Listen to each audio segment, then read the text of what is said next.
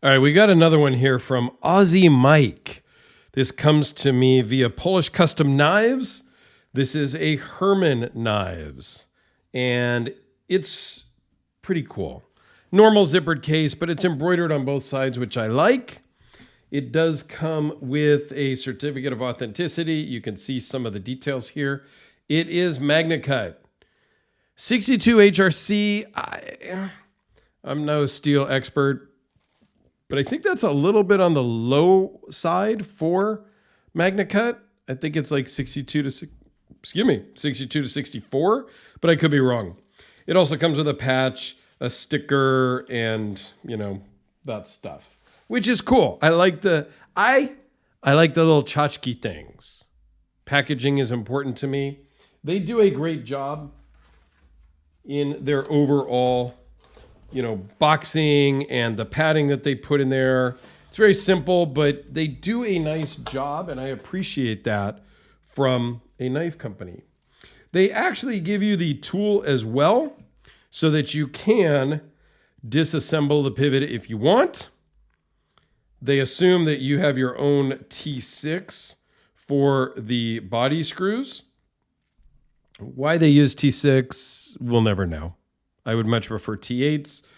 However, I would never be taking this knife apart because not only do they give you tools, they give you extra loose bearings because they know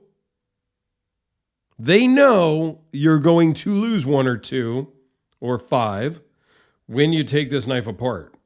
So my advice, just don't take it apart. There's generally no need. Any of the new knives that I have bought new, I don't know that I've had a need to take them apart.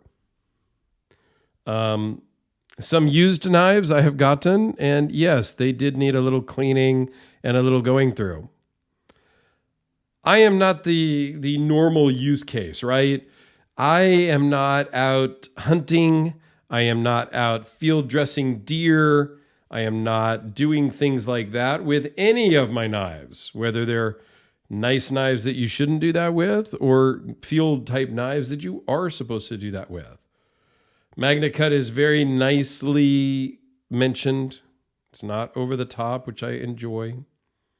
Has a little hump right here on the nose of the blade, which is interesting. A little swedged grind. This is a little different, unique. I kind of like it. Now it's got some fingerprints and junk on it, but you get the idea. Nice hand rub satin finish on this. The action's great. We're going to show you that here. It's a cool knife. Let me wipe this off because that little fingerprints there on the tip is going to bug me as I chat about this thing. So, yes, it runs on bearings, but just because it's on bearings does not mean it's going to guillotine and drop shut. This is my totally preferred action. This is a great action. This over here, the North Arms Skaha, which is a mess, forgive me. That's a guillotine. That's a drop shut. That's Holt Spectre. That's Grimsmo Norseman level. I don't like that. That's not my preferred. It might be yours, and that's okay. If you want, you can loosen the pivot just a hair and maybe get that sort of action if you so desire. Okay, I probably didn't even mention, now that I'm 4 minutes in, this is the Slim One, number one, Carnage is what this is called. It's a very cool alien type milling. Engraving pattern, heavily milled. This is super textured. Super textured. You can feel all the teeth. It's just very, very cool. Titanium scales, titanium backspacer, titanium pocket clip, Magna Cut for the blade steel. The liner, I believe, I don't know what it is, so I'm not even going to say. But it is a nested liner or nested liner, inset liner lock. You take your pick. Where the liner lock itself sits down into a milled pocket of the lock side scale. There's also heavy milling on this show side for weight reduction. Let's talk about some specs. It's 5 inches closed, 8 3/4 overall, 3.76 inch blade at 0.018 behind the edge. Blade thickness 0.136. It's where you get the slim out of it. It's very slim and narrow. Magna cut, of course. Bearings I mentioned. Overall thickness is also slim at 0.462.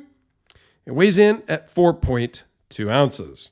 This thing disappears in your pocket. The flipper tab works great. However, is not a fidget-friendly type of knife because after 4 or 5 flips, it's kind of just sharp. It's going to be uncomfortable on your finger. I'm not saying that's a bad thing. There are some knives that are fidgety, and there's other knives that are more just functional. And I think for me, this one would be a more functional knife because the flipper tab is a little bit uncomfortable to me. The Kubi KB237 Carve, one of my favorite budget knives of all time, is super fidgety because that flipper tab is going to be comfortable no matter how many times you activate it or deploy that knife. So, you know, and again, that's a personal thing. That's a just personal preference. There is no jimping, but it works great. I don't know. If you put your finger in kind of you're not, I don't know. I don't love the flipper tabs. And I think I've mentioned that on previous Herman knives videos because I think they're all very similar. Here's just a close-up of that milling. I think it's awesome. This is truly a custom knife. I don't normally talk price because I just don't. However, because, I don't know, I feel like I should on this one. It was just under $2,500. I think it's super cool though. And I know Aussie Mike is going to love it. He is going to absolutely love this knife. He was super excited. They built it specifically for him. He asked for what he got, and I think they've knocked it out of the park. So let me give you just a couple of quick size comparisons so we're not rambling too much here. The Sharpie, the Spitzer Godelica that everybody should probably be aware of. And because I pulled it out, the Kubi KB237. So there you go. That's all I have for you fine folks today. Thanks very much for watching. I do greatly appreciate it. I will put my Herman Knives playlist up in the corner. You know what to do. Go check them out. Let me know your thoughts down below.